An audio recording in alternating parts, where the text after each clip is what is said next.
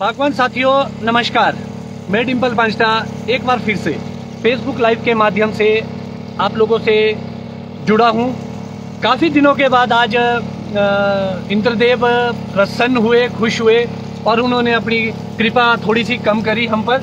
और आज मौसम बहुत ही बढ़िया साफ है, बहुत अच्छा परफॉर्म कर रहा है और उसी मिडल में ऑर्गेन्सपर्ट 2 बहुत अच्छा परफॉर्म कर रहा है। अब जो नई वैरायटियाँ लगाई तो हमने भी सारी है, जेरो माइनर, रेड ब्लॉक्स है, किंग रॉट है, तो ये भी एवरेजन अच्छे आ रहे हैं। मगर फिर भी जो सोर्स है, चाहे आप किंग रॉट की बात कीजिए, 3 अलग अलग सोर्स से 3 अलग अलग तरह के फ्रूट आ रहे हैं। और सबसे बड़ी हैरानी की बात है कि जो भी हमारी इंडस्ट्री में हम फार्मर है, हमारे पास बिल किसी के पास नहीं है वैरायटी का, क्योंकि किसी के पास भी एक ऑथेंटिसिटी नहीं है। जिसने भी पौधे लिए चाहे कल में ली, तो आपको बड़ा सजग रहना पड़ेगा इन चीज़ों को लेके। बीमारियां तो आई रही है, साथ साथ में वैरायटी को लेके भी कंफ्यूजन बढ़ता जा रहा है दिन प्रतिदिन। अब तो हमें खुद डर लगने लग गया कि जो हमने लगाया हुआ है क्या वो एक सही सिलेक्शन होगा। वैसे मैंने स्टे कर दिया है, हमने वही वैरायटीज प्रोपोगेट ज़्यादा मात्रा में करनी शुरू कर दी है, जिसके हम लगभग 5-7 साल तक हमारे पास सैम्पलिंग आई है।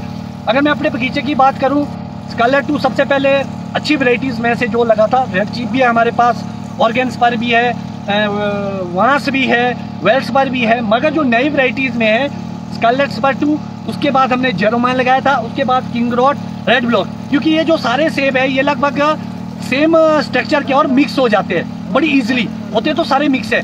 तो हमें देखना पड़ेगा कि भाई हम वैरायटी सिलेक्शन क्या कर रहे हैं। और एक किसान भाई से नहीं, मेरे से कल से भी पूछा था, मैंने एक पोस्ट शेयर की थी फ्रूट थिनिंग को लेके। जी हाँ, फ्रूट थिनिंग हमने शुरू कर दिया है सेकंड फेज की, और तूफान से नहीं गिरे थे फल, हमने प्लकिंग करनी शुरू की, क्योंकि एक्सेस क्रॉप है अभी भी। 90% काटने के बाद भी हमें 2-4% और थिनिंग आउट करना पड़ रहा है बगीचा। तो वो फ्रूट थिनिंग थी। और एक क्वेश्चन आ रहा था हमारे पास के समर प्रूनिंग को लेके, तो बागवान साथियों समर प्रूनिंग भी आप कर सकते हैं। खास तौर पर जो लीडर के साथ कंपटीशन है, एटलीस्ट उसको तो रिमूव कर ही दीजिए आप। जो भी आपका लीडर के साथ जाता हुआ, आप यहाँ देखिए, इसको हमने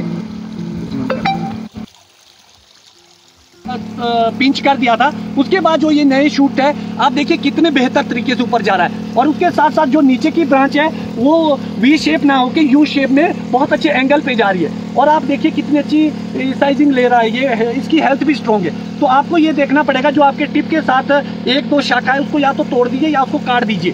तो ये बहुत ही महत्वपूर्ण समय रहेगा आजकल आपका। अपने बगीचों के प्रति ध्यान रखिए, बगीचों में एक्टिविटी देखिए, कीड़े को देखिए, फंगस को आइडेंटिफाई कीजिए कि कोई प्रॉब्लम तो नहीं आ रही। तो बागवान साथियों आज के लिए फिलहाल इतना ही। अगली बार नई लाइव के साथ आप लोगों के बीच फिर से उपस्थित होंगे, कुछ नया सीखेंगे बागवानी की बातों में।